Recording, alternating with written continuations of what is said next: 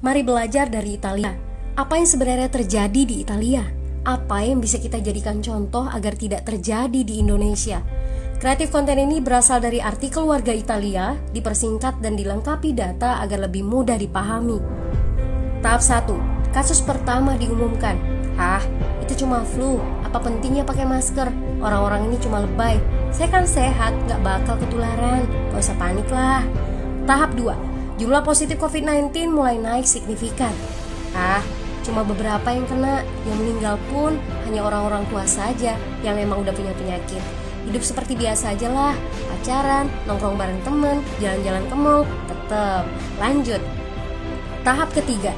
Jumlah kasus meningkat dengan cepat, berlipat ganda dalam 1 hari. Tingkat kematian pun bertambah. 7 Maret, lebih dari 5.000 kasus positif COVID-19. Zona merah diberlakukan di Italia. Wilayah yang dikarantina hampir 25% dari luas Italia.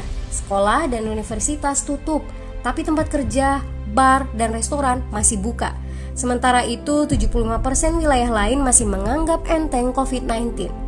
Anjuran mencuci tangan ada di mana-mana, tapi sekadar anjuran dan tak banyak yang melakukan. Tahap 4. Jumlah kasus meningkat pesat. Sekolah dan universitas ditutup selama sebulan. Darurat nasional pun diberlakukan. Rumah sakit menambah kapasitas, seluruh kamar dibersihkan untuk memberi ruang bagi pasien COVID-19. Tapi tak ada cukup dokter dan perawat. Ada terlalu banyak kasus pneumonia, terlalu banyak pasien perlu ICU, tapi ruangannya sudah habis, ventilator habis. Pada titik ini seperti kondisi dalam perang. Dokter harus memilih siapa yang akan diobati berdasarkan peluang bertahan hidup. Itu berarti pasien lanjut usia dan punya penyakit bawaan seperti hipertensi, diabetes, stroke tidak masuk prioritas karena tidak ada lagi ruang. Sistem layanan kesehatan seketika runtuh. Tahap 5. 9 Maret mencapai lebih dari 9.000 kasus. Seluruh kota Italia lockdown. Orang-orang bisa pergi hanya untuk keperluan darurat dan dalam pengawasan ketat.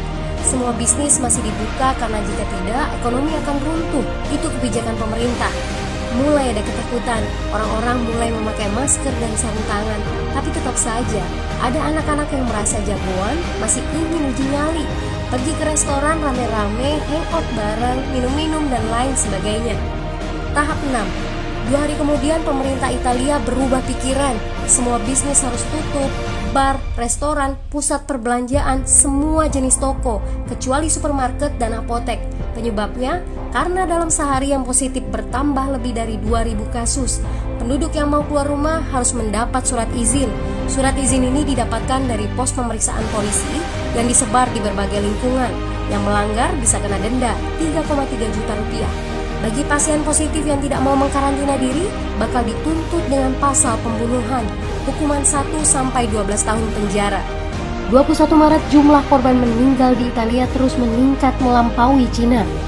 Sebagai gambaran, luas Italia itu kurang lebih 2 kali Pulau Jawa. Penduduknya lebih dari 60 juta jiwa.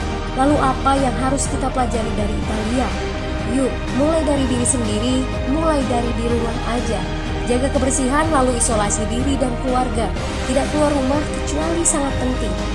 Ini saatnya memulai solidaritas. Yang mampu harus mulai membantu yang tidak mampu. Ini adalah bentuk usaha dan doa kita semua. Semoga badai corona ini segera berlalu. Mari memulai kekompakan dengan membagikan informasi ini. Di rumah aja, mari belajar dari Italia.